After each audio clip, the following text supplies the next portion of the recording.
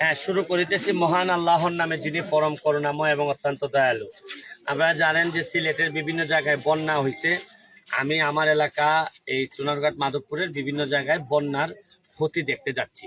তো দেখতে যাচ্ছি, সাথে সাথে আমার মনে হয়েছে যে কিছু লোকরে ত্রাণ সহযোগিতা দেওয়া দরকার। খুব বেশি না, তাও অল্প মানুষের ত্রাণ সহযোগিতা দেওয়া দরকার।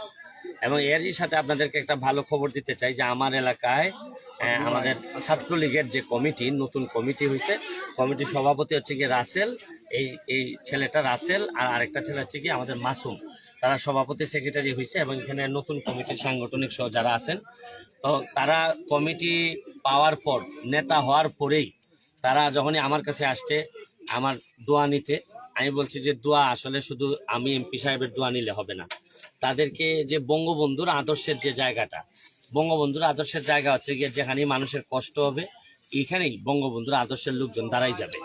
তা আমার অত্যন্ত ভালো লাগতেছে যে নতুন কমিটি সবাই মিলে আজকে নিজেরা ম্যানেজ করে একটা ত্রাণ, এই যে প্রায় 300 প্যাকেটের মতো ত্রাণ এই যে মানুষের জন্য নিয়ে আসছে।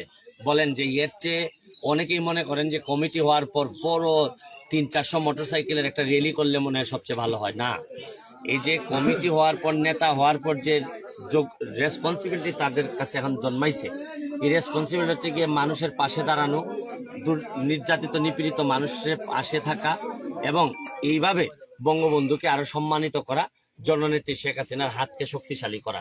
তারা দেখেন এই ত্রাণগুলা নিয়ে এখন মানুষের কাছে যাবে। আমি এই পর্যায়ে আজকে যিনি সভাপতি হয়েছে রাসেল, আমার একজন ছোট ভাই, ছোটবেলা থেকে একসাথে বেড়ে ওঠা একই অঞ্চলের, আমি তাকে বলবো যে আচ্ছা তোমার অনুভূতিটা বলো, যে এই যে মানুষের পাশে থাকার এখন ভালো লাগতেছে কিনা নাকি? অনুভূতিটা ভাষায় প্রকাশ করা যাবে না। খুব ভালো লাগতেছে, মানুষের কল্যাণে কাজ করতে পেরে আমরা নিজেকে অনেক বড় গর্ববোধ মনে করতেছি। পাশাপাশি আপনাকেও ধন্যবাদ ভাই, আপনার দিক নির্দেশনায় আমরা উপজেলা ছাত্রলীগ এই কার্যক্রমে অংশগ্রহণ। Thank you. এখানে আমাদের একটা ইয়াং ছেলে সাংগঠনিক সম্পাদক, তুমি বলো তোমার কেমন লাগতেছে যে এই যে মানুষের জন্য দাঁড়াইতেছো, যে ছাত্রলীগ মানুষের পাশে দাঁড়াবে, এটাই তো নিয়ম। আমি ধন্যবাদ জানাই আমার ছাত্রলীগের লিডার ফজলুর রহমান রবিন ভাইকে। আমাকে এই অল্প বয়সে যে আমাকে সাংগঠনিক সম্পাদক একটা বড় একটা দায়িত্ব দেওয়া হয়েছে। তারপরে বিশেষভাবে ধন্যবাদ জানাই আপনাকে, আপনি আমাদের আপনার দিক নির্দেশনায় আমরা এই যে গরিবের পাশে দাঁড়াইতে পারছি।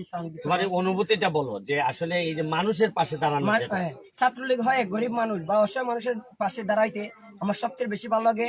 আমি সবসময় যেন আমি গরিব বা সবার পাশে সবসময় থাকতে পারি ছাত্রলীগ হয়ে। Thank you, thank you. যাকে তুমি দুই এক কথা বলবা যে তোমার কেমন লাগতেছে? তুমি আসলে ছাত্রলীগের একজন সাংগঠনিক সম্পাদক হওয়াতে আমার অনেক আনন্দিত লাগতেছে। আর আমরা এমন একজন এমপি পাইছি যাকে অনুসরণ করে আমরা মানবতার ফেরিওয়ালা, যাকে অনুসরণ করে আমরা গরিব দুঃখী মানুষের মাঝে ত্রাণ বিতরণ করতে পারতেছি। আমরা অনেক আনন্দিত যে আমাদের থ্যাংক ইউ, থ্যাংক ইউ। আমি আপনাদেরকে একটা কথা বলতে চাই, আমার এলাকার ছাত্রলীগরে আমি কিভাবে নিজে ছাত্রলীগ করে আসছি। আমি ছাত্রলীগের অ্যাসিস্ট্যান্ট সেক্রেটারি ছিলাম কেন্দ্রের। আমি আপনাদেরকে দেখাইতে চাই যে আমার এলাকার ছাত্রলীগ কিভাবে প্রতিটা মানুষের হৃদয়ে বসবাস করতে পারে। তারা টায়ার্ড হয়ে যাবে কাজ করতে করতে। আমি এমপি হিসাবে যা বরাদ্দ পাবো তার একটা বড় অংশ ছাত্রলীগরে দিয়ে আমি মাঠে নিয়ে কাজ করাইতে চাই। এবং এদেরকেই আপনারা যদি জিজ্ঞেস করেন যে আমার পরিবর্তিতে ভবিষ্যৎ কারা, এদেরকে দিয়েই আমি ভবিষ্যৎ বলে দেওয়া লাগবে না। এদের কর্মই, এরা যখন মানুষের দুয়ারে দুয়ারে যাবে তখন এদের কর্মই এদেরকে বড় বড় নেতৃত্বের দিকে পথ দেখাবে। আমি অত্যন্ত আনন্দিত ছাত্রলীগের নতুন কমিটিতে যারা আসছে, মাসুম সহ। আর ধন্যবাদ জানাচ্ছি ফজলুর রহমান রবিন, জেলা ছাত্রলীগের সেক্রেটারি এবং সভাপতি তন্ময়, এবং কেন্দ্রীয় ছাত্রলীগের আমাদের সভাপতি সাদ্দাম এবং ইনান সেক্রেটারি। তাদের সবাইকে আমি আমার ব্যক্তিগত পক্ষ থেকে শুভেচ্ছা এবং আমার এলাকার মানুষের পক্ষ থেকে তাদেরকে শুভেচ্ছা জানিয়ে আজকের মতো বিদায় নিচ্ছি। ভালো থাকবেন, সুস্থ থাকবেন। Thank you, thank you. চলো এখন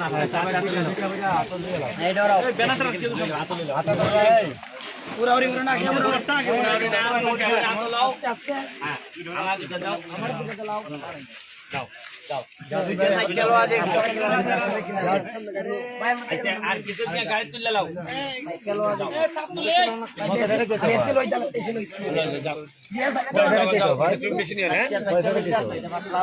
যা পারে লই যাও।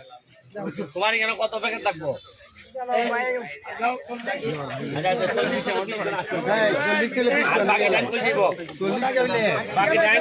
তোমার মতো হ্যাঁ, তাহলে এই দিকে ঘুরে ফাঁসো যাবো তুমি 40টা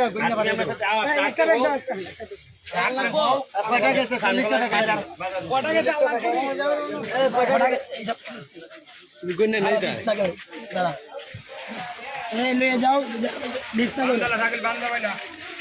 40 টাকা দিও 40 টাকা দেন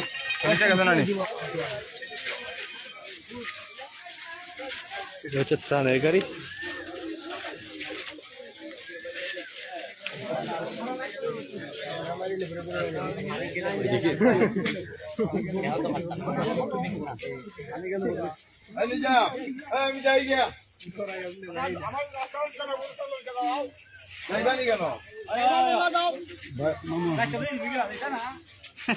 কেন